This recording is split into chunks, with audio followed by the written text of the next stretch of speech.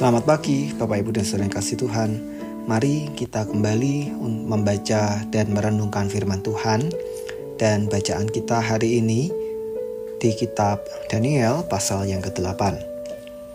Pada tahun yang ketiga pemerintahan Raja Belsyazar, nampaklah kepadaku, Daniel, suatu penglihatan sesudah yang tampak kepadaku dahulu itu.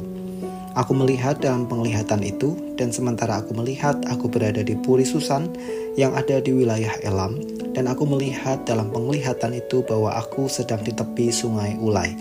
Aku mengangkat mukaku dan melihat, tampak seekor domba jantan berdiri di depan sungai itu.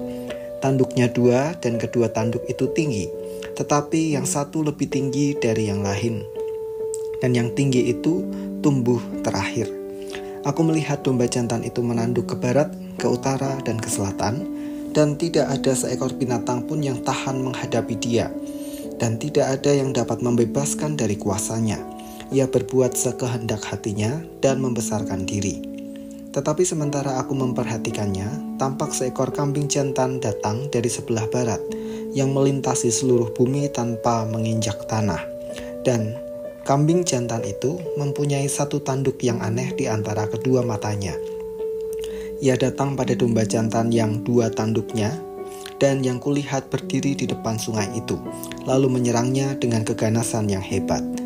Aku melihatnya mendekati domba jantan itu, yang mengeram, lalu di tanduknya domba jantan itu, dipatahkannya kedua tanduknya, dan domba jantan itu tidak berdaya untuk tahan menghadapi dia.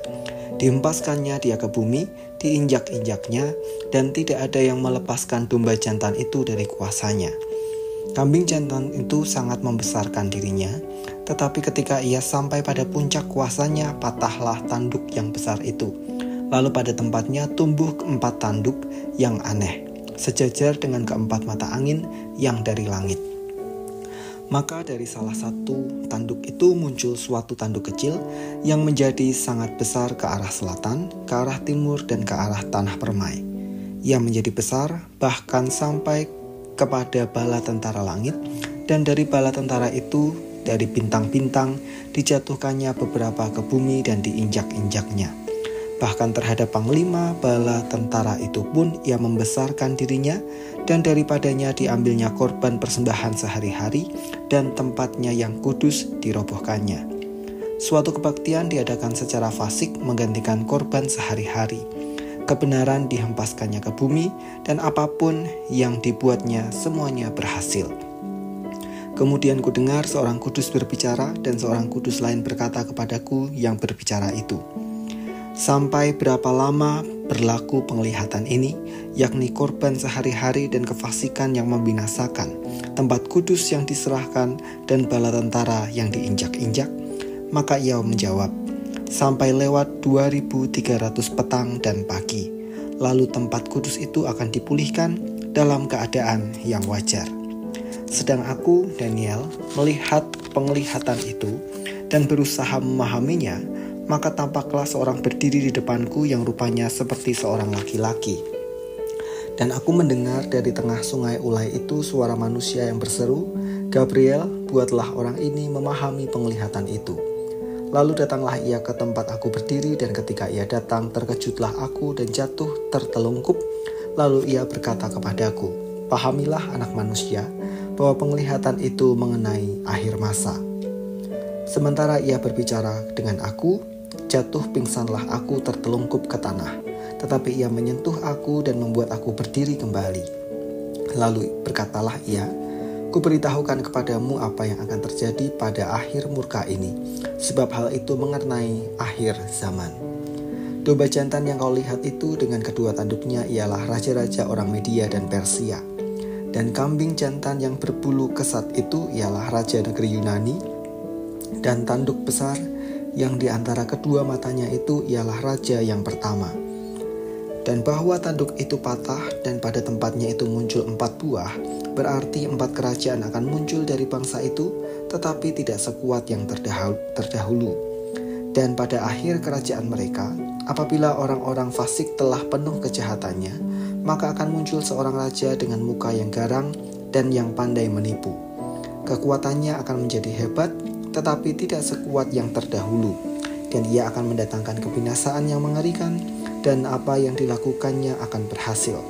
Orang-orang berkuasa akan binasakannya, juga umat orang kudus.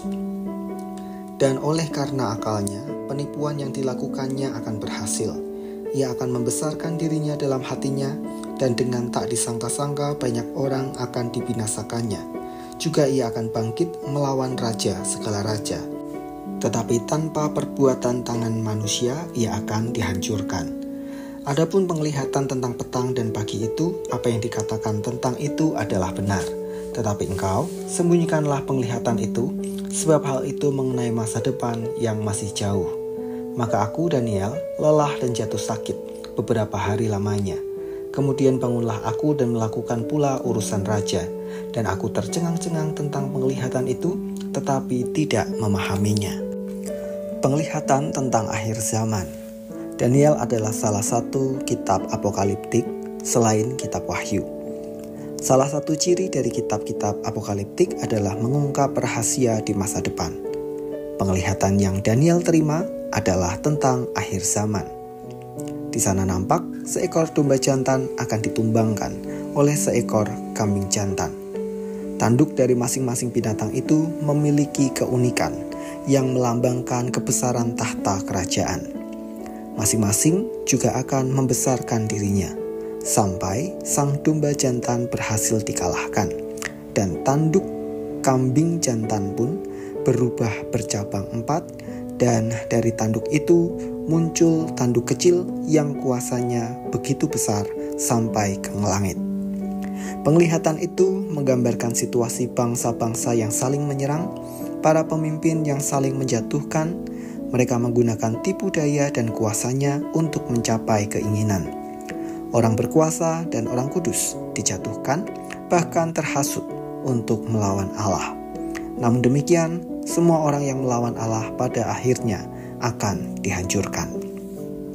Bapak, Ibu, dan saudara yang kasih Tuhan, penglihatan akan akhir zaman selalu diiringi oleh berbagai tanda. Dan itulah yang disebut dengan tanda-tanda akhir zaman. Bangsa melawan bangsa, pemimpin menggunakan kekuasaan secara sembarangan, penyesatan terjadi, dan orang-orang tidak lagi menghormati Allah, bahkan cenderung melawan. Sadarilah dan jagalah diri, agar jangan sampai kita tersesat, serta termasuk pada golongan orang-orang yang akan dihancurkan karena melawan Allah. Caranya, setialah kepada Allah. Mari kita berdoa. Tuhan, kami menyadari bahwa sesungguhnya hari-hari dalam kehidupan kami telah mencerminkan apa yang Engkau tulis dalam firman-Mu tentang tanda-tanda akhir zaman.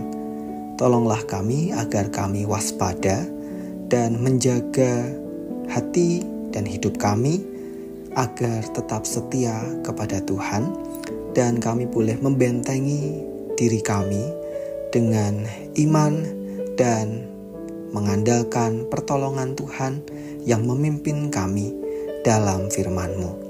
Kami menyerahkan aktivitas kami di sepanjang hari ini. Tuhan, kiranya Engkau berkenan menyertai dan memberkati kami. Di dalam nama Tuhan kami Yesus Kristus kami mohon. Amin.